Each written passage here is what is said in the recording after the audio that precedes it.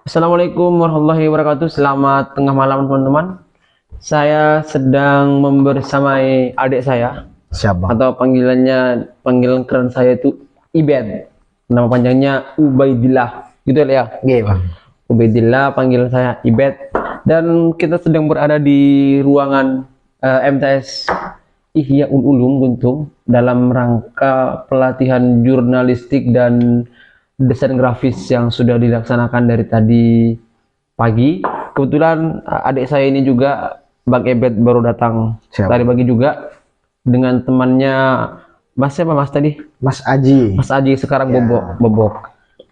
Nah mungkin kita akan memperkenalkan Mas Ibet ini dari mana, terus sekarang kegiatannya apa gitu kan.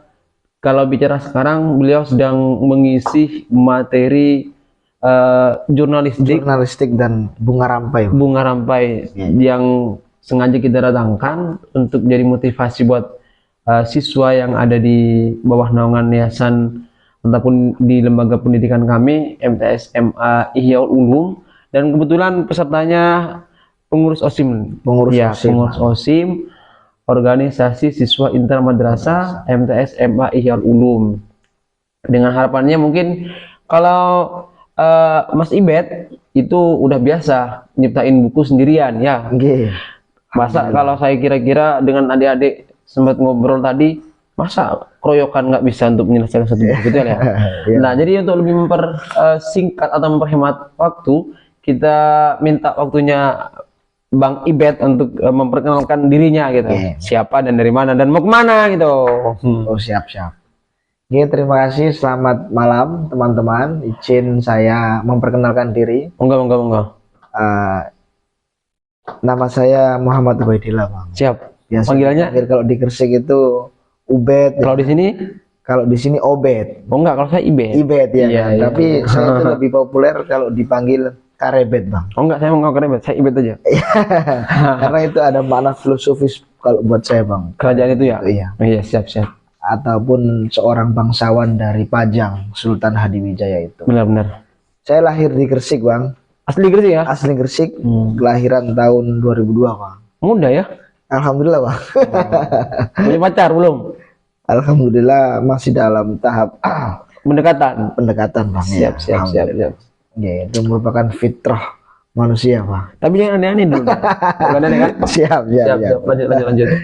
Kemudian saya sekarang domisili di Jalan Sindujoyo, tepatnya di Kelurahan Kroman, Kecamatan Gresik, Kabupaten Gresik. Sekarang sedang menempuh pendidikan di Universitas Muhammadiyah Gresik. Masya Allah. Ada hal yang menarik, Bang. Jadi saya itu SD, SMP, dan SMA itu perguruan saya itu NU semua, Bang. NU ya? Saya MI NU, SMP NU 1, SMA NU 2. Baru kemudian perguruan tinggi ini saya ke Muhammadiyah, Bang. Berarti Muhammadino gitu ya? Muhammadino. Iya. Muhammadino. Bisa dibilang seperti itu. Ya untuk apa? Supaya kita tidak hanya terpaku pada NU aja, Bang. Betul. Karena kan Indonesia ini sama-sama dibangun oleh NU, juga ada orang-orang Muhammadiyah, sama-sama bersinergi di sana. Untuk membesarkan bangsa Indonesia. Iya, Kan kira-kira gitu ya? seperti itu, Pak. Ya. Siap, Bang. Itu mungkin perkenalan singkatnya gitu ya? Ya, perkenalan singkat, Bang. Jadi teman-teman itu sekilas tentang Mas Ibet, perkenalan singkatnya tentang kelahirannya, terus sekarang umur berapa sekarang, Mbak? Sekarang umur 22, Bang. 22, oh iya benar 22 ya. 22 ya. Benar. Tadi kan kita sempat menyimak beberapa season ya, 2 season udah ya. 2 Season. Pertama tadi tentang pengenalan bunga rampai ya. Jurnalistik dulu, Bang. Jurnalistik dulu, Kemudian bunga rampai. bunga rampai. Nah, yang ingin saya minta pandangan deh. Kalau saya bisa panggil adik ya adik, kalau Siap, saya Bang. panggil Bang Ibet. Kesan pertama kali ya, bukan pertama kali kebawean ya. Kalau kebawean kan sudah pernah beberapa kali gitu kan. Kesan pertama kali sampai ke lembaga ini dan juga kesan saat bertemu dengan adik-adik gitu kan. Yang kalau dibilang siswa sama kan antara Gresik dengan Bawean. Hanya mungkin perbedaannya kalau di Gresik mungkin lebih aktif cara dia berdiskusi. Mungkin kalau di sini tidak menafikan bahwa mereka itu berasal dari pelosok, Ya. mereka berasal dari bisa dikatakan pegunungan, ada juga yang di pesisir. Hanya nih responnya Bang Ibet ketika saat pertama kali ketemu, apalagi tadi sudah mengisi materi tentang ke jurnalistikan, Jurnalistik. apa kira-kira yang bisa disampaikan gitu, Ya, Bang Ibet? kalau apa first impression Bang, Iya, iya, iya. pertama kali kemudian waktu itu menjelaskan mengenai materi jurnalistik itu, ya saya melihat antusias ya kan, Semangat lah ya, semangat semangat gitu ya. peserta ya kan, walaupun kemudian ya tidak menafikan bahwasanya Guntung ini merupakan wilayah di Pelosok, pelosok, jauh ya dari kota. jauh ya dari kota jauh. Ya kita sebut kota itu ya di arah Sangkapura itu Bang ya. Tersudut berarti saya. Enggak begitu sih sebenarnya sih Bang. Iya, Cuman iya. saya melihat apa semangat belajar, Girah ya, iya, girah. gairah ya kan, Girah, iya. kemudian apa ya entusiasme ini yang kemudian ada di dalam diri para Adik-adik, siswa. teman-teman gitu ya. Kemudian kalau kemudian saya bandingkan dengan, ya sebenarnya bukan dibandingkan Bang ya, Ya mungkin disandingkan saja ya, ya. sounding saja lah gitu. Sandingkan itu karena juga ini ada pondok salafinya, ada kemudian sekolah salafi, Formalnya gitu. formalnya juga ada. Artinya ketawaduan siswa-siswi ini ada Bang, Masih masih ada, kental tidak? kental Bang. Oh, Ya kan? gitu. Jadi Iya. ketika ada orang yang menjelaskan, mereka juga tidak gurau ya kan, Heeh. mendengarkan dengan seksama. Kemudian kalau sesekali ditanya itu juga respon, tapi untuk keaktifan ini harus kemudian ditingkatkan lagi itu ya. Untuk harapan saya itu Bang. Gitu ya. Jadi untuk diskusi kecil ya kan, lingkar-lingkar diskusi. Ya kalau lingkar diskusi bisa aktif itu kan karena ada literasi yang jalan Bang. Iya, berarti adik-adik ataupun kita nih bisa berdiskusi, bisa berkomunikasi sama teman. Ya. Kan harus ada referensi dulu Harus ada yang untuk referensi, disampaikan gitu kan. Gitu. Tadi itu saya juga sampaikan Bang. Adik-adik kalau ingin berbicara selayaknya air sungai, maka adik-adik ini harus membaca minimal 1000 buku. Sehingga kalau kita berbicara itu bisa mengalir seperti layaknya air sungai. Iya, iya, iya. Kemudian karena waktu itu jurnalistik itu juga merupakan rangkaian menulis Bang, kemudian Bagian, ya. meluaskan berita, maka tadi saya katakan motivasi untuk mereka adalah kalau kalian ingin mengenal dunia, maka kalian harus membaca. Wow. Tapi untuk dikenal dunia, Iya, iya, iya, iya. kalian juga harus menulis. Nulis. Ya. Tapi untuk menulis juga harus Punya referensi, punya bahan bacaan, dan harus suka literasi. Iya. Gitu ya. Jadi ingat sama seniornya Abang itu, Iya. kalau kita membaca buku sama halnya dengan mengintip-intip dunia, kan gitu. Jendela dunia Bang. Jendela dunia kan gitu. Mungkin dari Bang Ibet, kalau Abang boleh lebih jauh lagi, kalau tadi kan terkait mengenai antusiasme adik-adik, gitu kan. Harapannya Bang itu kan bagaimana adik-adik bukan sama sih, kalau sama dengan Bang Ibet ini terlalu tinggi mungkin hayal saya gitu kan. Kira-kira kalau menurut perkiraannya Bang Ibet nih, Ya. adik-adik dengan tadi materi, meskipun ini waktunya kurang sebenarnya Kak Bet ya. Ya sebenarnya. Kurang sebenarnya ya, apalagi kerja tayang juga kan. Sore sudah istirahat, malam juga terpotong gitu. Kira-kira nih Kak Bet ya. Untuk adik-adik ini dengan pengurus OSIM yang ada meskipun tidak maksimal ikut semuanya, butuh berapa lama sih Kak Ibet untuk membuat, ya meskipun tidak sama dengan Kak Ibet lah gitu kan, begitu bagusnya buku dan karangannya gitu kan, butuh waktu berapa lama kira-kira Kak Ibet untuk menciptakan adik-adik ini? Ini loh Bang, saya punya buku nih bareng Kak Ibet gitu. Ya. Jadi kalau saya boleh mengangankan Bang, Iya, iya, iya. sehingga menjadi karya utuh daripada karya-karya teman-teman ini, paling minimal itu kita bisa menganggarkan waktunya itu 1 bulanan Bang. Masa Kak Ibet? Bisa Bang, kalau ada keseriusan kemudian di follow up terus. Jadi pembagiannya itu Bang, dalam pelatihan ini kan kita sudah tentukan tema. Jadi kan bunga rampai kita sudah sepakati, kita akan menulis rangkaian puisi dan juga rangkaian cerita pendek. Cerpen berarti ya? Kan? Nanti kemudian puisinya juga ataupun cerpennya terkait pendidikan bang, ataupun budaya-budaya di dalam pondok pesantren. Berarti pesantren Nasiriyah gitu ya? Pesantren Nasiriyah. Kan itu banyak rangkaian kegiatan seperti apa yang abang katakan tadi, burdatan itu kalau anu ya tradisi ya. Itu kan sudah kita tentukan. Maka dalam 1 sampai 2 minggu ke depan itu bisa kita anggarkan waktu untuk menulis. Adik-adik bang. Ataupun kalau sampai 3 minggu itu tidak menjadi masalah bang sebenarnya. Karena kemudian langkah selanjutnya itu kita tentukan penyuntingan ataupun editor. Kan sudah kita bentuk mengenai struktur pelaksana kecil bang. Untuk mensukseskan kegiatan karya buku ini. Hari ini. Sudah kita bentuk itu bang. Nah itu kemudian karena editornya saya sendiri, maka saya siap dan juga dipandu dengan Mas Aji. Nanti ya kira-kira mengedit tulisan itu membutuhkan waktu sekitar 3 hari bang. 3 hari, kemudian 2 hari kita pasang untuk edit cover bukunya dan lain-lain sebagainya. Kemudian yang terakhir itu kita sudah masuk pada tahap persiapan publikasi bang. Adapun beberapa jenis kegiatannya yaitu kita sosialisasikan bahwasanya akan ada terbit, kemudian kita minta sambutan untuk hadir di dalam buku itu bang. Maka nanti yang akan sambutan mungkin kepala sekolah MTS, kepala madrasah, MTS, MA, ataupun yang lainnya itu nanti ya bebas saja bang ya kan. Nanti yang akan memberikan sambutan pada buku.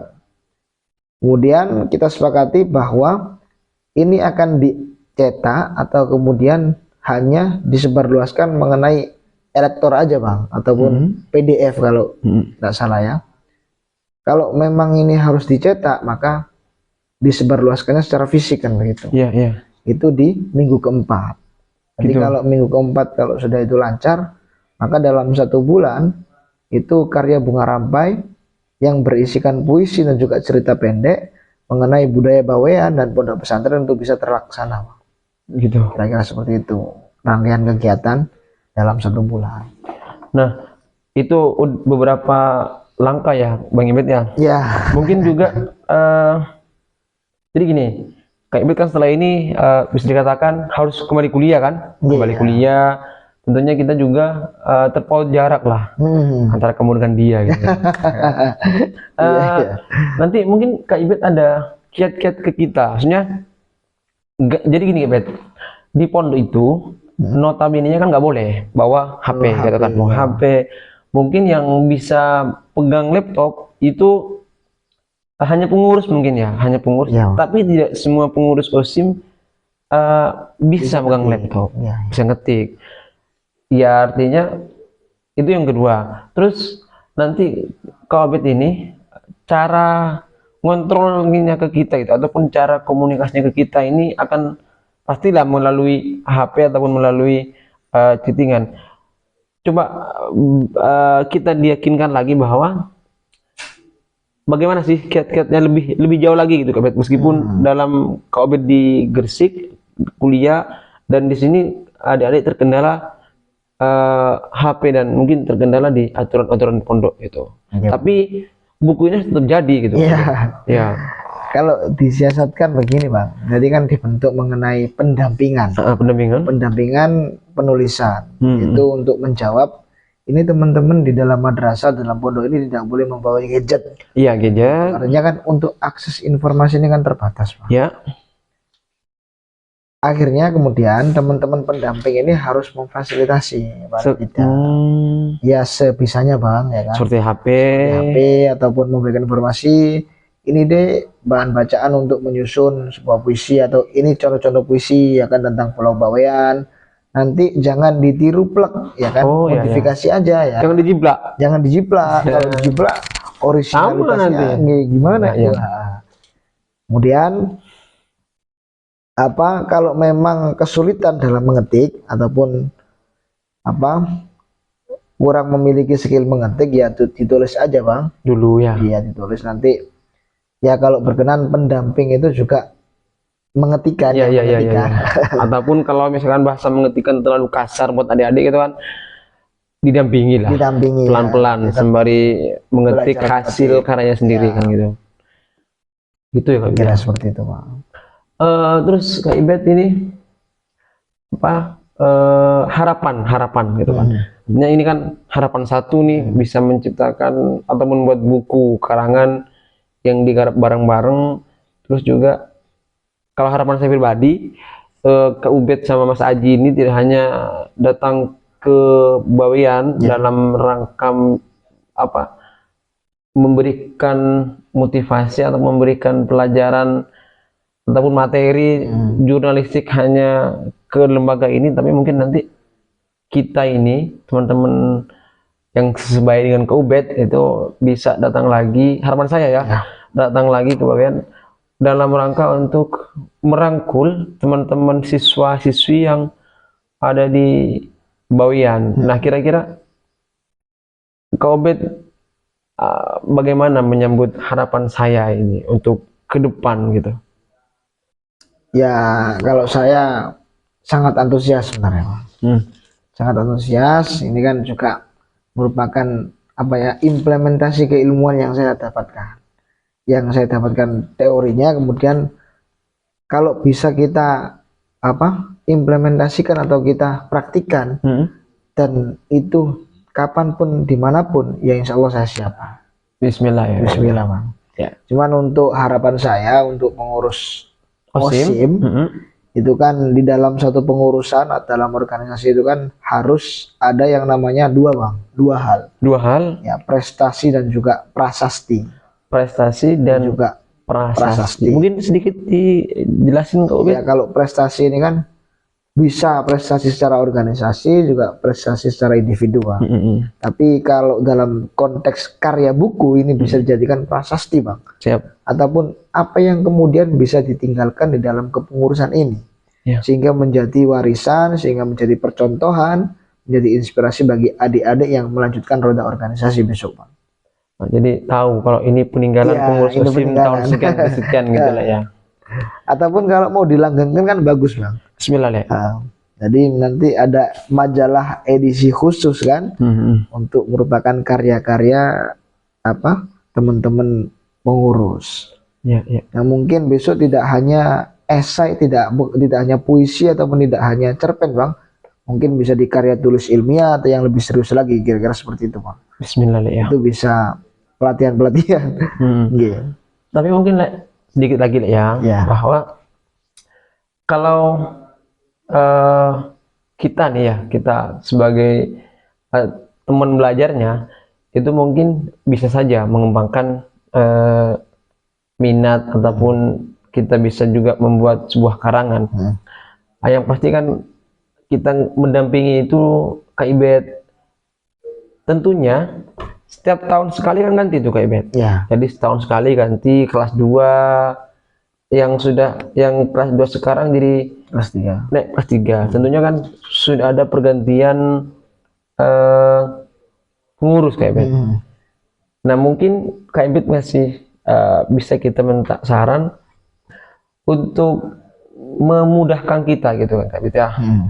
Dari adik-adik itu yang sudah selesai, tentunya kan harus ada yang naik lagi gitu kan. Nah, mungkin yang baru naik ini untuk memudahkan kita tidak terlalu ngoyoh, memulai lagi dari awal, gimana mungkin menurut Kak Ibet itu solusinya gitu kan, supaya tidak terputus mungkin Bang. Iya. Sehingga apa yang dilaksanakan hari ini itu tidak diulang mulai dari gitu Kak Ibet. Ya, yang paling pas ya kita ini Bang, melakukan kaderisasi. Kaderisasi program tadi itu lah ya. Jadi kalau bisa program ini atau pelatihan ini dijadikan momentum ataupun dimasukkan di dalam garis besar haluan organisasi Bang, kalau secara formalnya kan. Jadi garis besar haluan organisasi ketika sudah terpilih, maka di bulan ini peserta ataupun pengurus itu wajib melaksanakan pelatihan ini misalkan. Jadi diprogramkan ataupun dipakemkan Bang. Sehingga itu kita punya gambaran ataupun pengurus baru itu punya arah. Ya kan, setelah kemudian terpilih, kemudian pelantikan. Nah, setelah pelantikan biasanya pengurus lama ngapain? Itu kan ada di dalam GBHO-nya, Bang. Iya. Garis besar haluan organisasi. Itu kan secara formalnya seperti itu. Iya. Mungkin itu bisa ditindaklanjuti ataupun kemudian dalam sistem kaderisasinya supaya berkesinambungan seperti itu, Bang. Berarti secara tidak langsung lah ya, teman-teman yang sudah itu, teman-teman yang sudah lengser purna di kepengurusan itu juga bisa, kalau misal Kak Obed nih, Kak Obed sama Kak Aji disuruh lagi ke Bawean, jadi tidak hanya Kak Obed yang ngisi, tapi mungkin teman-teman yang sudah itu bisa ngerewangin, bantuin Kak Obed juga. Teman-teman yang sudah pernah mendapatkan materinya itu nanti bisa menjadi pemateri, Bang. Begitu. Kira-kira seperti itu. Mungkin itu Kak Obed ya, perbincangan kita malam ini. Dan harapan saya akan selalu ada perbincangan hangat gitu kan. Dan semoga tidak hanya di ruangan ini, mungkin banyak ruangan-ruangan yang lain ke depannya yang bisa kita jadikan tempat untuk podcast seperti ini. Terima kasih banyak Kak Obed. Terakhir Kak Obed, tadi Kak Obed belum menyinggung buku yang sudah diterbitkan gitu buat motivasi adik-adik yang menonton gitu ya. Jadi saya itu alhamdulillah ditakdirkan oleh Allah pernah menuliskan buku tentang ini, Bang, nenek moyang saya, Bang. Nenek moyang ataupun sesepuh desa saya, Bang. Yang bernama Kiai Sidujoyo, Bang. Jadi Kiai Sidujoyo itu orang yang memang berpengaruh di daerah saya, khususnya di daerah pesisir Kota Gresik, Bang, bagian utara. Di pelabuhan dan sekitarnya itu merupakan pesisir Kota Gresik. Itu yang pertama membuka ataupun yang menjadikan desa itu adalah Kiai Sidujoyo. Adapun beberapa hal yang bisa saya teladankan, yang bisa diteladani dari Kiai Sidujoyo itu merupakan jiwa persaudaraan dan rasa tanggung jawabnya itu, Bang. Kemudian saya juga salah satu ini, Bang, penulis buku Lagi-lagi Sang Gresik Bercerita. Sang Gresik Bercerita. Lagi-lagi Sang Gresik Bercerita. Iya, itu kan buku Sang Gresik Bercerita itu kan ada 3 versi, Bang. Sang Gresik Bercerita 1, kemudian yang 2 itu diberikan judul Sang Gresik Bercerita Lagi. Nah, yang terakhir ini judulnya Lagi-lagi Sang Gresik Bercerita, Bang. Itu merupakan kumpulan cerita rakyat, kumpulan legenda sejarah yang pernah ada di Kabupaten Gresik, Bang. Dan dibukukan. Itu juga mantap. Sama, Bang.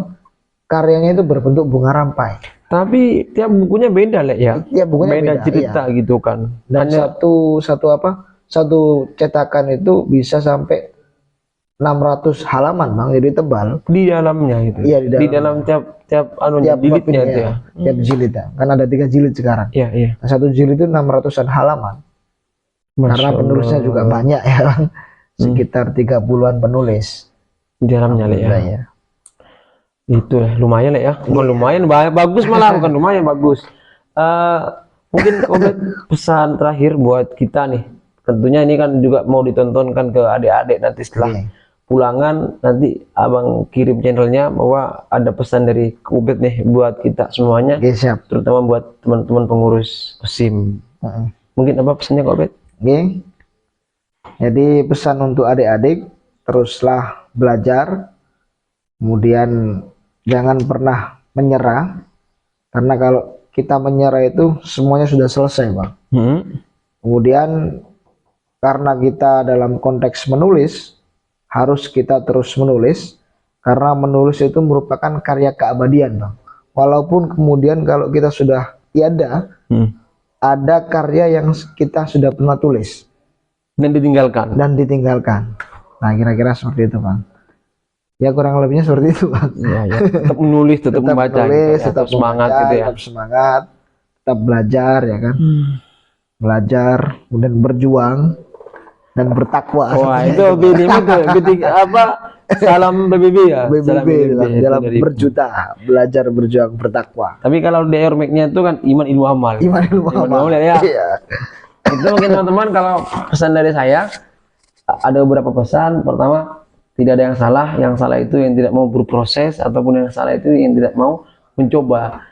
Bagaimana bisa tahu hasilnya kalau kita tidak pernah mencoba. Lalu yang kedua, kalau Kak Obed tadi bilang bahwa jadi air, saya apa istilahnya tadi, mengkolaborasikan ya, ataupun menyuntikkan, tetap jadi gelas, tetap menjadi ataupun merasa jadi gelas yang kosong, dan selalu menerima tuangan dari cangkir ataupun teko manapun. Dan setelah penuh jangan lupa untuk memfilter dan menyaring, lalu air yang ada di gelas itu dituangkan ke gelas yang lain, sehingga ilmu yang kita punya itu tidak sia-sia atau tidak membeku di dalam diri kita sendiri. Itu mungkin, dan terima kasih. Semoga apa yang kita bicarakan Kak Obed ya, Siap. ada hikmah dan manfaatnya, dan kita bisa bertemu di podcast selanjutnya, tentunya di podcast apa Kak Obed? Hesam Andi Careta. Ada jargonnya Bang, jargonnya. Gimana itu lah? Begini tah? Iya, literasi. Literasi, Nggak ya? tahu, barangkali ada. Ya mungkin begitu lah. Kalau dikaitkan dengan komunitas ya komunitas. Iya, siap. Jadi saya ulang lagi di channel saya. Ini channel kedua, ya, kalau ya, podcast kedua, dan istimewa banget bagi saya karena langsung ditemenin Kak Obed yang sudah pernah ataupun sekarang lagi ingin mencetak buku baru lagi di podcast ataupun di channel Hesam Andi Careta. Terima kasih, kurang lebihnya billahi taufiq wal hidayah. Wassalamualaikum warahmatullahi wabarakatuh.